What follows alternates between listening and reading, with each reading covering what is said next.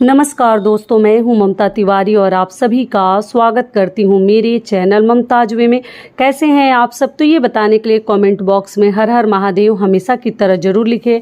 तो चलिए दोस्तों, आज हम इस वीडियो में जानेंगे श्रावण अधिक मास शुक्ल पक्ष का प्रदोष व्रत हमें कब करनी है, त्रयोदशी तिथि कब प्रारंभ हो रही है, कब से कब तक रहेगी, कब समाप्त हो जाएगी, प्रदोष काल पूजा का शुभ मुहूर्त क्या है, और लगातार 2 व्रत पड़ गया है। जैसे 30 तारीख को प्रदोष व्रत हमें करनी है और 31 को सावन का सोमवार व्रत करनी है। तो कई ऐसी मेरी बहनें पूछी हैं कि दीदी हम व्रत कंटिन्यू लगातार कैसे करें, पारण कब करें, वो भी मैं क्लियर करूंगी।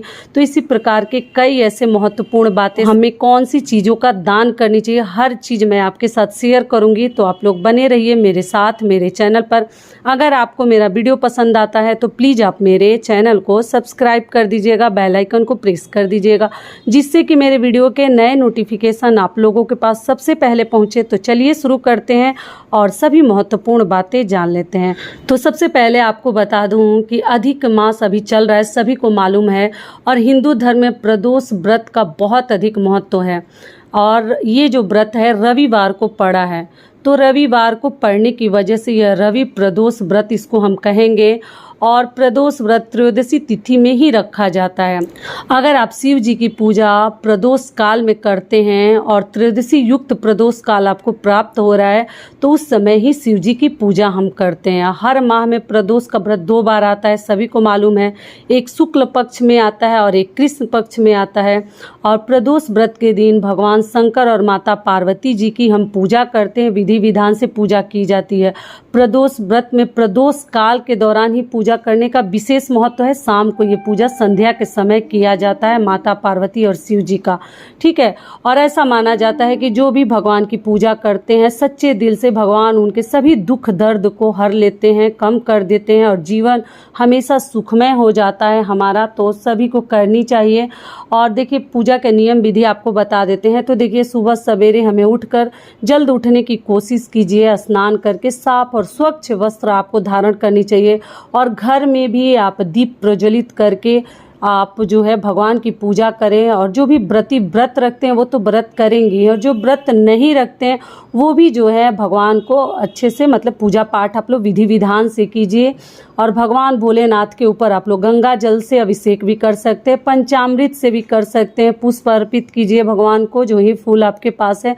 और इस दिन भोलेनाथ के साथ साथ माता पार्वती की भी पूजा आप लोग जरूर कीजिएगा, अगर व्रत रखें तो भी, नहीं रखे हैं तो भी, ठीक है।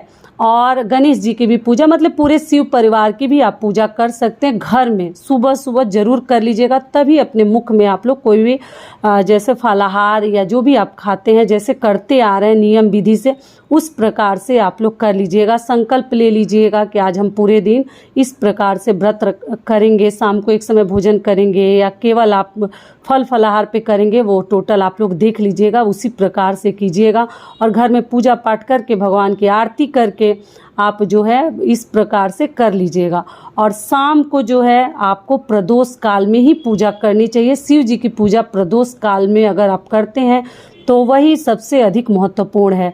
और जिस समय त्रयोदशी तिथि हमें प्राप्त हो रही है प्रदोष काल में, उस समय ही पूजा करने का बहुत अधिक हमें लाभ मिलता है।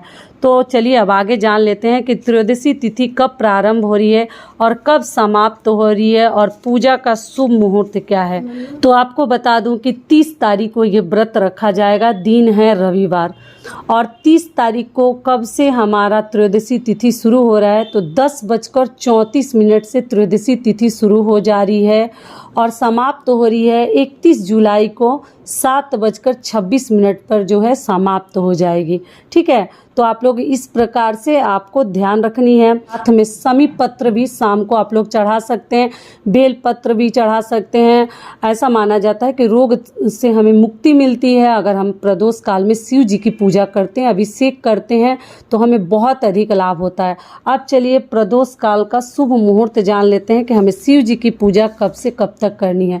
तो देखिए, शिव जी की पूजा हमें प्रदोष काल में 30 जुलाई को शाम 6:05 से लेकर 8:25 तक प्रदोष काल रहेगा, शुभ मुहूर्त। इसी में आप लोग पूजा कर लीजिएगा। और उसके बाद से जो फल फलहार, देखिए प्रदोष व्रत जो है कई लोग निर्जला भी रखते हैं, सुबह से लेके और शाम तक कुछ नहीं खाते हैं। शिव जी के घर में विधि विधान से थोड़ा बहुत पूजा कर लेते हैं और शाम को मंदिर में जाकर दीप प्रज्वलित करके और भगवान की विधि विधान से पूजा करते हैं। उसके बाद अपना व्रत खोलते हैं। तो कई लोग अनाज भी मीठा मतलब भोजन करते हैं और कई लोग केवल फल पे करते हैं। तो आप देख लीजिएगा आप किस प्रकार से करते हैं। लेकिन निर्जला का ऐसा कुछ नियम नहीं है कि प्रदोष व्रत जो है निर्जला किया जाता है। इसमें फल फलहार किया जाता है। त्रयोदशी का व्रत हो या जो है आपका प्रदोष व्रत हो, आप लोग फलहार कर सकते हैं। अब चलिए आगे जान लेते हैं कि आप लोग 2 व्रत एक साथ दीदी कैसे रखें। तो देखिए 30 जुलाई को आपको प्रदोष का व्रत रखनी है और 31 जुलाई को सावन सोमवार का चौथा व्रत है, ठीक है, अधिक मास का। तो देखिए या तो इसका 2 ही ऑप्शन है, या तो आप कोई एक व्रत छोड़ दीजिए, अगर हेल्थ सही नहीं है, तबीयत ठीक नहीं है, स्वास्थ्य अच्छा नहीं लग रहा है तो एक व्रत आप छोड़ सकती हैं, स्किप कर दीजिए। या तो श्रावण का छोड़ दीजिए या आप प्रदोष छोड़ दीजिए। आप देख लीजिए कौन सा छोड़ना आपके लिए सुविधाजनक होगा। दूसरा क्या है कि या तो आप दोनों व्रत कीजिए। तो दोनों करेंगे तो प्रदोष व्रत में आप अनाज खाती हैं तो अनाज रात को खा लीजिएगा। अगर नहीं खाती हैं, केवल फल फलहार खाती हैं, तो अगले दिन तुलसी पत्र और गंगा जल से पारण करके भी आप सोमवार का व्रत फिर से रख सकते हैं। तो दोनों दिन आप फलहार पे रहना चाहते हैं तो आप फलहार पे रहिए, और नहीं तो कोई एक व्रत आपको छोड़नी पड़ेगी। लेकिन पारण का नियम सुबह पक्का कर लीजिएगा, साफ सुथरा मतलब ब्रश दातुन का ध्यान रखिएगा, जो कि हर वीडियोज में मैं बताती हूँ। और आप जो है पहले गंगा जल और तुलसी पत्र मुख में डाल लीजिएगा, पारण का नियम आपका हो जाएगा। पहले ही तोड़ कर रख लीजिएगा क्योंकि रविवार का दिन है तो आप तुलसी पत्र नहीं तोड़ सकते हैं, लेकिन सोमवार को आप तोड़ सकते हैं। अब चलिए आगे जान लेते हैं कि प्रदोष जो व्रत है अगर रविवार को पड़ता है तो हमें कौन सा एक अनाज है जो हमें दान करनी चाहिए। तो रविवार के दिन पड़ने वाले प्रदोष को हम रवि प्रदोष कहते हैं और उस दिन गेहूं का दान करना आपके लिए बहुत अधिक उपयोगी होगा, महत्वपूर्ण होगा, लाभकारी होगा। तो अगर गेहूं आपके पास है, क्योंकि शहरों में गेहूं थोड़ा सा मिलना मुश्किल है, कि गांव में सभी के पास गेहूं और धान होता है, तो आप गेहूं का दान कीजिएगा, आपको कई गुना लाभ मिलता है। अगर प्रदोष व्रत के दौरान आप गेहूं का दान करते हैं, अपने क्षमता के अनुसार आप लोग कर लीजिएगा। और समी पत्र मिलता है तो जरूर भगवान को अर्पित कीजिएगा। एक बार और बता दी हूँ, प्रदोष व्रत में कौन सा एक कार्य हमें नहीं करनी चाहिए, उस बात का आप लोग ध्यान रखिएगा कि प्रदोष व्रत में प्रदोष व्रत के दिन कभी भी हमें बेलपत्र नहीं तोड़नी चाहिए। आप एक दिन पहले तोड़कर रख सकते हैं। बाकी सब व्रत में तो व्रत के दिन भी हम तोड़ लेते हैं, लेकिन प्रदोष व्रत में बेलपत्र आपको नहीं तोड़नी चाहिए। पहले ही मंगाकर पक्का रख लीजिएगा। और आप चाहे तो दीप दान भी कर सकते हैं। तो मंदिर में तो हम दीपक जलाएंगे ही प्रदोष काल में, और अगर बेल वृक्ष आपको आसानी से मिल जाता है तो वहाँ भी एक दीपक आप प्रज्वलित कीजिए, जो कि प्रदोष व्रत में बहुत ही अच्छा माना जाता है। ठीक है, जो भी भगवान की पूजा सामग्री है सभी को मालूम ही है कि क्या हम चढ़ाते हैं शिव जी को। तो यही सब चंदन बेलपत्र फूल वगैरह चढ़ाकर आप लोग पूजा पाठ कर लीजिएगा। तो यही सब प्रदोष के नियम विधि थे। आशा करती हूँ कि आप लोग को समझ में आ गया होगा। तो ये वीडियो मेरा यहीं तक का था। फिर मिलती हूँ एक नए वीडियो में, तब तक के लिए नमस्कार। स्वस्थ रहिए, सुरक्षित रहिए और जहाँ कहीं भी रहिए खूब खुश रहिए। और वीडियो पसंद आता है तो चैनल को सब्सक्राइब जरूर कर दीजिएगा और वीडियो को लाइक कर दीजिएगा। धन्यवाद।